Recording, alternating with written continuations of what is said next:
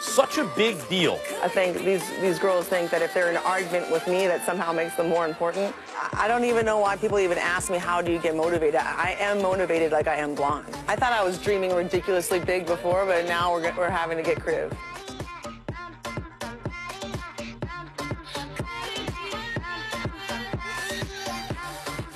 Our next guest has said goodbye to her UFC career and is ready to say hello to the WWE. She's teaming up with the Hall of Famer Kurt Angle next weekend to take on Stephanie McMahon and a 14-time world champion Triple H at WrestleMania 34. Always great to have Ronda Rousey on the show. Good morning. Thank you for having me. Good morning. Of course, Ronda, I've been a big fan of yours since you entered the UFC. As soon as you stepped away, people were begging for you to switch over to the WWE, and we are very happy that you obliged. But what's the transition been like? Because you were a vet in the UFC, and now you're a rookie in this realm.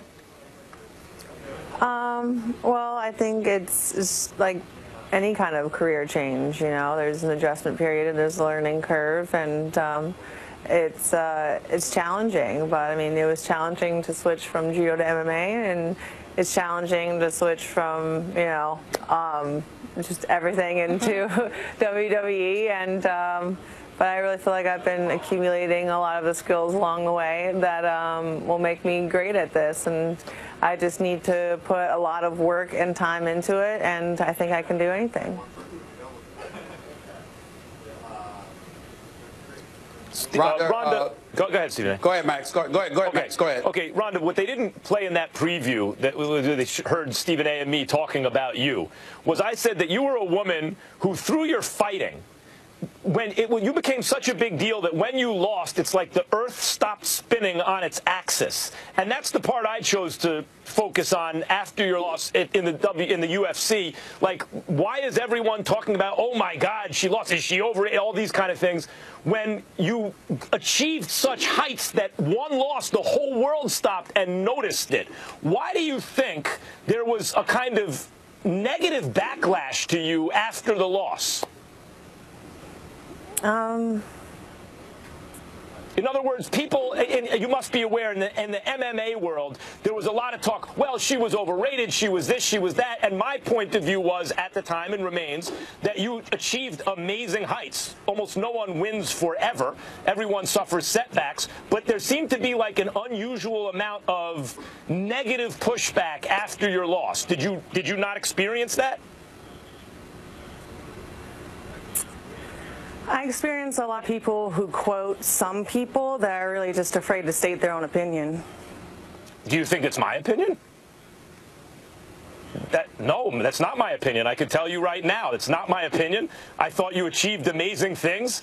I was and remain a big fan of your fighting and of you.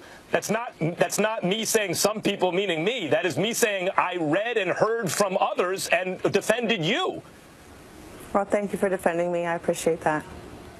Okay, Ronda, I want to get to the subject of you from the standpoint you making the transition from the UFC to the WWE. I remember reading a quote where you said after you lost, you felt like God hated you or whatever. I consider you a sensational fighter, and obviously you marketed yourself, and the UFC marketed you exceptionally well. You were a big time star. Talk to me about the transition from the UFC to the WWE and why and what was really the motivation behind you wanting to make this transition. Me and my husband are thinking of having kids soon, and I was just thinking of what I would like to do before settling down, just being barefoot and pregnant for a couple years. And I thought that WWE was a dream that I always had and something I always wanted to do, and something that I feel like my 6-year-old self would be kicking me for not going after it. Such a good answer. Now, Ronda, I want to transition to something else, too, because I've been a wrestling fan for many, many years. And forget about the fighting aspect. I got confidence you can handle that. I'm wondering about your acting, because let me tell you, you did a great job in the Fast and Furious movies. I love that. And I've seen you in a couple, I'm sorry, not that, I've seen you in a couple other things as well. But I'm guessing, you know, the expenditures, the Expendables rather, the Expendables, I love that one too. But I wanted to ask you, because I grew up as a wrestling fan, the Ric Flairs, the Hulk Hogans of the world and others, the ability to act is a big time deal in terms of stirring that crowd or whatever. Have you been working on that a little bit more in recent memory? I mean, I've been working with acting coaches for, got to be at least 5 years now, and okay. I've been lucky to get a lot of experience actually in front of a camera up until this point, and I think it's completely different acting and being on a mic in front of a loud crowd, a live crowd, and it's an entirely different skill. There's a lot of similarities between acting and being on the mic. There's a lot of similarities between being in a WWE match and the real fight, but there's also so many differences, and they're very distinct, and so it's a balance of finding things that transfer over and using them, and also letting go of old habits from one thing that won't help the other. Ronda, how anxious are you to get into it with Stephanie McMahon? Because I know you guys have had some words before. Stephanie, she's earned everything she's got coming to her, and I don't think she has any idea what she's really signed up for. I mean, she didn't really sign up for it. I chose her, but I chose her for a reason. Why'd you choose her? Why? Because she slapped me across the face. What do you think I'm going to do? I'm going to go for a walk after that? Oh, hell no. No, get after it. Ronda, are you willing to be? I mean, listen, you got to remember, there's good guys, good girls, bad guys, bad girls in the sport of wrestling. Obviously, against Stephanie, you'll be the favorite. You'll be the one everybody's rooting for. But are you willing to be the pariah at some point? Are you willing to be the bad girl, the evil one, if it comes to that?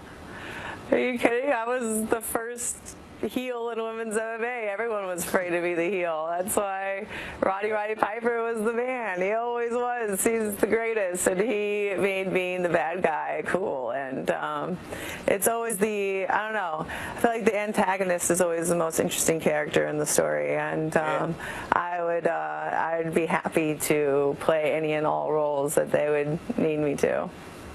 Gotcha. Certainly prepared for it. Ronda, thank you so much. Appreciate the time.